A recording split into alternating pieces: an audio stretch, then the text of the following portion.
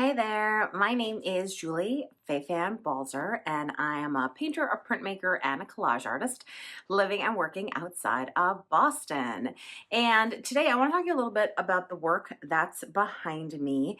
And more importantly, I want to talk to you about how I turn sort of a mistake or a problem into something that is a fantastic studio tool.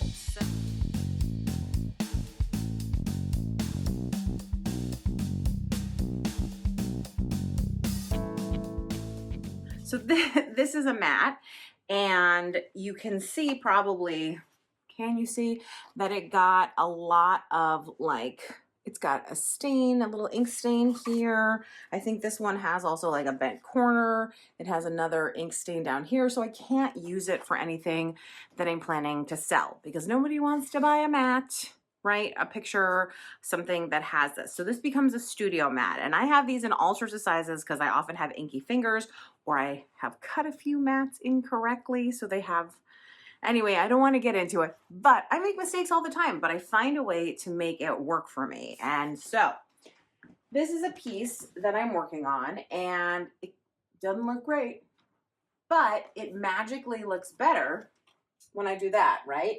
Because the mat allows me to see the work. And so when I'm in the studio, what I usually do is I pin it in place.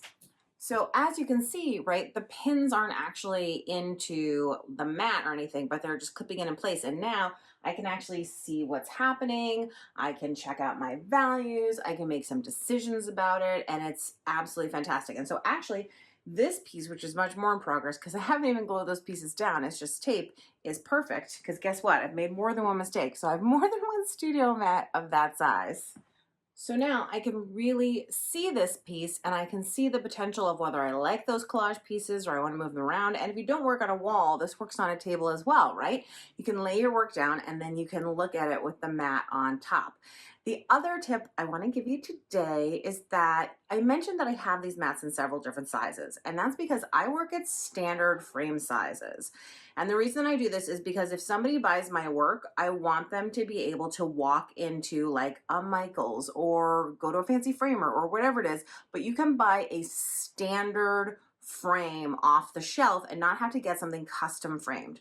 Custom framing can be like at the cheap end, maybe $200, and at the expensive end, like $1,200, $1,400 to frame a painting. So it's really important to me that if people buy unframed work from me, that they can just go ahead and pop it into a standard frame. I love to hit up the sales at like Home Goods and other places like that for great looking frames. So that's why, again, I have a couple standard sizes that I always try to work with. The other reason is even if you're not selling your work, this allows me to make sure that I have like the right size paper, the right size tools, the right size everything, because I know that work for me is mostly going to be 3x5, 5x7, 8x10, or it's going to jack up to about 16x20, which is what these are. Okay, so two things that I hope that you're taking away from this video today. And the first is what we just talked about, which is working at standard sizes can be really helpful in just making your studio flow easier.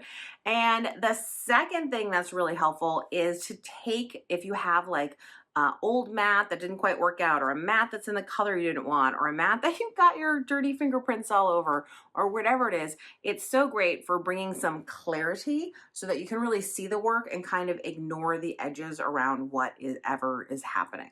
As always, thank you so much for watching this video. I hope you will subscribe to my channel, give me a thumbs up. If you like this kind of content, you're gonna love My Art Practice, my monthly membership site. So I hope you'll check it out at myartpractice.com.